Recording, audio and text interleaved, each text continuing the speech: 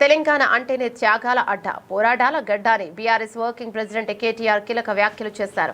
కాంగ్రెస్ ప్రభుత్వ నియంతృత్వ పోకడలను ఆనాటి తెలంగాణ సాయుధ పోరాట స్ఫూర్తితో ఎదురిద్దాం, మళ్లీ కేసీఆర్ నాయకత్వంలో తిరిగి తెలంగాణను సంక్షేమ బాటలో తీసుకెళ్తామని కేటీఆర్ పిలుపునిచ్చారు. సెప్టెంబర్ 15 జాతీయ సమైక్యత దినోత్సవం సందర్భంగా తెలంగాణ భవన్లో కేటీఆర్ జాతీయ జెండాను ఆవిష్కరించారు. సందర్భంగా కేటీఆర్ మాట్లాడుతూ, కొందరు విమోచనమని, మరికొంతమంది విలీనమని, ఇంకొంతమంది విద్రోహమని రకరకాలుగా అనవచ్చు గాక, కానీ తెలంగాణ సాయుధ పోరాటంలో ఆనాడు లక్షలాది మందిని పాల్గొని వేలాది మంది అసువులు బస్సారు.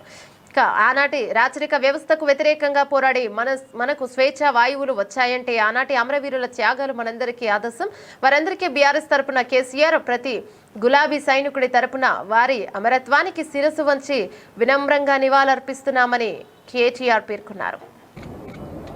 కొంతమంది విమోచనమని, మరికొంతమంది విలీనమని, ఇంకొంతమంది విద్రోహమని రకరకాలుగా అనవచ్చుగాక, కానీ తెలంగాణ సాయుధ పోరాటంలో ఆనాడు వేలాది మందిగా, లక్షలాది మందిగా పాల్గొని వేలాది మంది అసువులు బాసి ఆనాటి రాచరిక వ్యవస్థకు వ్యతిరేకంగా పోరాడి మనకు ఇవాళ స్వేచ్ఛావాయువులు వచ్చినాయంటే ఆనాటి అమరవీరుల త్యాగాలు మనందరికీ ఆదర్శం.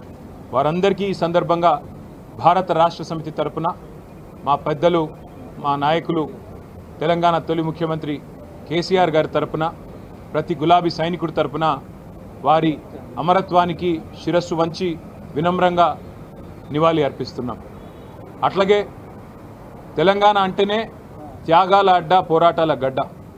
సాయుధ పోరాటం నుంచి మొదలు పెడితే తొలి దశ తెలంగాణ ఉద్యమమైనా, ఆ తర్వాత కేసీఆర్ గారి నాయకత్వంలో జరిగిన మలిదశ పోరాటమైనా, ఇవాళటికి కూడా ఈ నియంతృత్వ కాంగ్రెస్ ప్రభుత్వానికి వ్యతిరేకంగా జరుగుతున్న, ఈ ప్రజా కంటక కాంగ్రెస్ ప్రభుత్వానికి వ్యతిరేకంగా జరుగుతున్న పోరాటమైనా దానికి ఆదర్శం, దానికి బీజం పడ్డది తెలంగాణ సాయుధ పోరాటంతోనే.